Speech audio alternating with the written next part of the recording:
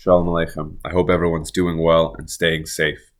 As I'm sure many of you have seen, the death toll has risen to over 700 since the beginning of these horrendous attacks. Over 700 precious lives lost. I've made it my goal in the next 24 hours to try to share Torah with over 700 people. Share Torah with over 700 people, one person learning for each and every person that we've lost. I thought that would be a beautiful thing to see. Somebody asked me a question yesterday, a very difficult question in Tefilla. They said, I know we're supposed to be davening right now. I know we're supposed to be increasing our Tefilla right now. And I am, but I just don't get how it works. God's letting all these terrible things happen, but he's telling me if you ask nicely, I'll stop. How are we supposed to wrap our minds around a system like this? How is my Tefilla supposed to make an impact? Why does God want me davening? Why doesn't God just stop what's going on if he wants it to stop going on? I want to share a couple ideas that I found particularly enlightening from the Maharal. So the Maharal in his Nativ HaAvoda, his Sefer or his sub-Sefer on Tefillah, on davening, on Avoda, he writes as follows. People ask, why is it that I need to share? Why do I need to daven? Why do I need to ask? God knows what I want, and if he wants to give it to me, he should give it to me. And if he doesn't want to give it to me, why will me asking make any kind of a difference? He says, furthermore, people say, and even if I do have to daven, why do I have to say the words of davening? I can just think them, and that should be fine. God knows what I'm thinking. God knows what I need. So shouldn't I take his silence as my response? And the Maharal explains as follows. For people to properly use the gifts that HaKadosh Baruch Hu gives them, they need to first have a deep appreciation for what it is that they're missing. If you don't understand what you need in life, what you really need in life, not just what you want, not everything you want, not what would be nice, if you don't appreciate what it is you truly need in life, and more importantly, why? Even if you have it, you're not going to know how to use it. I'm reminded of stories of professional athletes or celebrities who, when they got their first paycheck, millions of dollars, money that they had never seen or even dreamt of in their lives, they went out and bought 4 cars with it. And then by the time they actually needed money for something, they didn't have any left. Because if you don't take the time to carefully consider, what do I need in this life? What is actually important to me?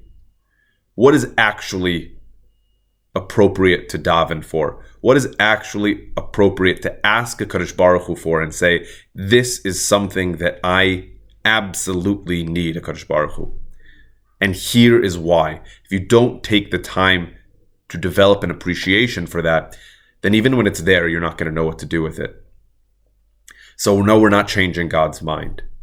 In a sense, we're changing our own mind, developing an appreciation for what we need in this life and why we need those things and what we're going to do with them. I like to think of it along the following lines. Imagine you have a child, and that child comes to their parents and says, I would like $100. And the parent says, well, $100 is a lot of money. What exactly do you plan on doing with it? Now, the parent isn't necessarily opposed to giving the child $100, right? But there are perhaps worthy causes and unworthy causes. So the child says, well, I want $100 worth of candy. So the parent said, of course not. No, you can't have $100 for $100 worth of candy. It's not a responsible use of money, and it's not healthy. So the child says, well, I want $50 worth of candy, and $50, I'm going to buy books and learn, and read. And the parent says, that's a little bit better, but still $50 of candy. It's just not an appropriate use of money. Finally, the child comes back to the parent and said, I want $100. Here are the things that I plan to use the $100 for. They're things that I seriously need, and there are things that I'm seriously going to benefit and grow from. At which point the parent says, okay, you can have $100. The child didn't change the parent's mind. From the beginning, the parent would have given $100 for a necessary cause and would not have given $100 for an unnecessary cause. What changed was the child's appreciation for what it is they truly needed and what it was that they were going to do with the money if they received it. I think right now, whatever it is that we're praying for, if it's for peace, so we need to go a little bit deeper than just saying, please bring peace. We need to carefully consider why it is that we want peace and what we plan to do with it. If we're asking for peace with our enemies so that we have the freedom to continue fighting with our brothers and sisters, right? So maybe HaKadosh Baruch Hu will give us peace, but not if that's what we're going to do with it. And so we need to consider a little bit more carefully what we're asking for and why. Because perhaps what we are davening for, the circumstances that we're davening for, the situation that we're davening for, if he just gave it to us, we would take it for granted and we wouldn't know what to do with it. It's being withheld from us until we can figure out what it is that it's meant to be used for. Additionally, I think that we tend to look at our physical actions in this world and our behaviors in this world and their impacts as cause and effect. I locked my door is locked. I sent a message, the message was sent. But religious actions in this world, we tend to see differently. We see them as maybe acts of personal development, or maybe they're just a display. Maybe they're a profession of faith. Maybe they are some sort of demonstration, a demonstration of our values. I'm davening to demonstrate my values. But we don't see Tefilla and Torah and mitzvot and other religious endeavors in this world in the same context of a natural cause and effect. That's not how we're trained to look at things. But the Maharal, in his introduction to his Sefer Gvurot Hashem, explains essentially that there are two processes in this world. There are two systems.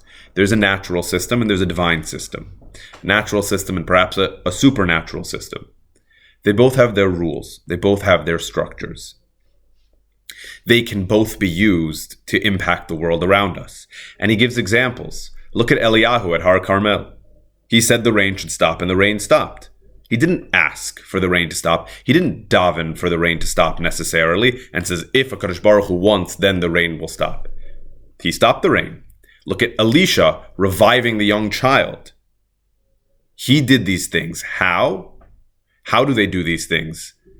It's because they are in touch not just with the natural system, but the supernatural system. Our religious endeavors are a way to tap into that system. HaKadosh Baruch Hu granted us two ways to impact the world: our actions and our religious endeavors.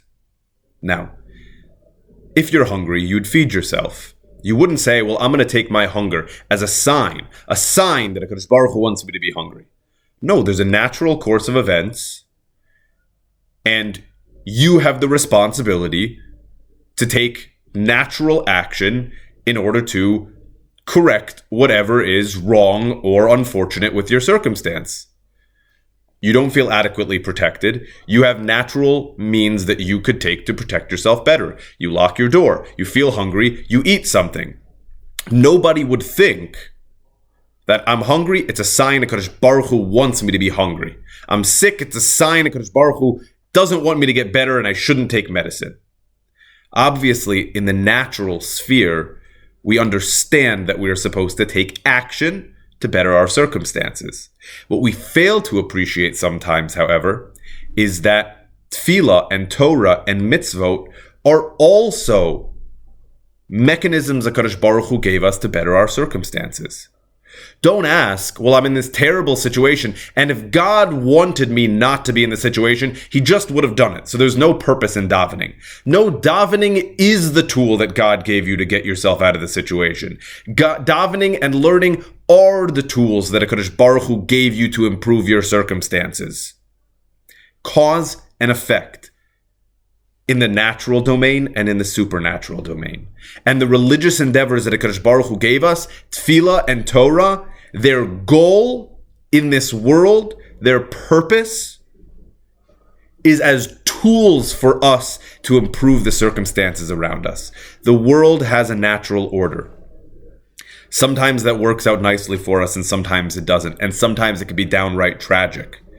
But Kadosh Baruch Hu gave us a toolbox of actions that we can take in our circumstance to protect ourselves, to better our situation, whether through our natural actions or through our religious endeavors. These are the tools. And if you're not doing your job, don't ask why Kadosh Baruch Hu isn't doing his. He gave us these tools to use them to better our circumstances. Davening is the tool which affects our reality around us.